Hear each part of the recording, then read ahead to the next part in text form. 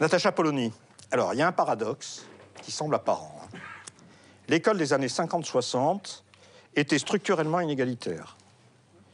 Elle triait les enfants en fonction de leur milieu, de leur origine sociale. Pourtant, elle sortait plus d'enfants de ces milieux défavorisés que l'école d'aujourd'hui.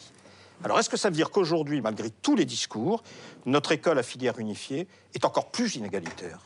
Je pense que c'est le cœur du problème et on ne peut pas penser l'état de l'éducation aujourd'hui si on ne se souvient pas de ça. Et c'est pour ça que c'est très important de Nicolin le souligner, de comprendre comment tout cela a évolué petit à petit et notamment avec ce qui constitue pour moi aussi le cœur du problème, le passage des savoirs aux compétences.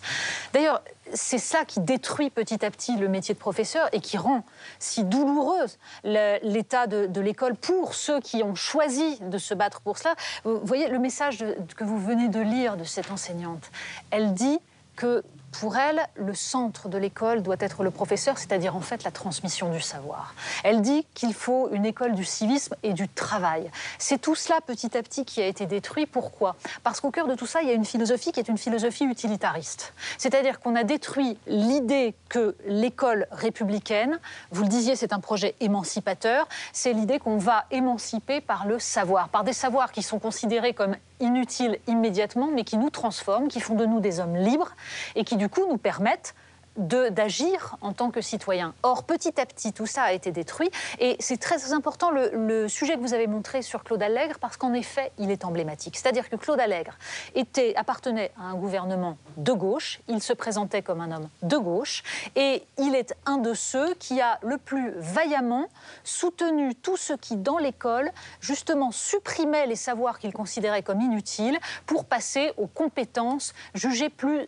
utile immédiatement. Et j'en veux pour preuve qu'il a été, bien avant Nicolas Sarkozy, le premier à expliquer que enseigner la princesse de Clèves, ça ne servait à rien. C'est lui qui, le premier, a pris cet exemple-là. C'était dans une interview du Point. Il a expliqué que finalement, enseigner la princesse de Clèves en première, ça ne servait à rien, que s'il y avait des lycées où on enseignait Astérix plutôt que la princesse de Clèves, eh bien, il trouvait ça très bien. Première chose, où est-ce qu'il mettait ses enfants? Dans le lycée qui enseigne Astérix ou dans celui qui enseigne la princesse de Clèves? Et deuxièmement, ce crétin n'avait pas compris que pour comprendre Astérix, il faut beaucoup de connaissances historiques parce que c'est bourré de références.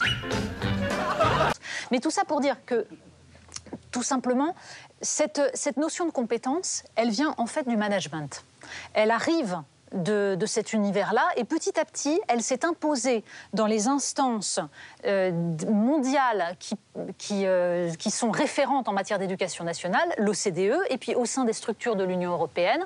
C'est-à-dire que petit à petit est arrivé ce discours qui consistait à dire on va adapter la philosophie de la formation continue et de la formation professionnelle à la formation première, à l'école. Pourquoi? Parce que de toute façon, c'est la même chose. C'est fait pour former des salariés adaptables. Et par exemple, en 1995, la table ronde des entreprises européennes, qui est un lobby, avait dans son livre blanc inscrit cette phrase « L'éducation doit être considérée comme un service rendu aux entreprises ». C'est d'ailleurs pour ça que je m'élève contre l'idée qu'on parle à propos de l'école de service public, parce qu'un service, quand il est public, peut être privatisé. C'est une institution de la nation.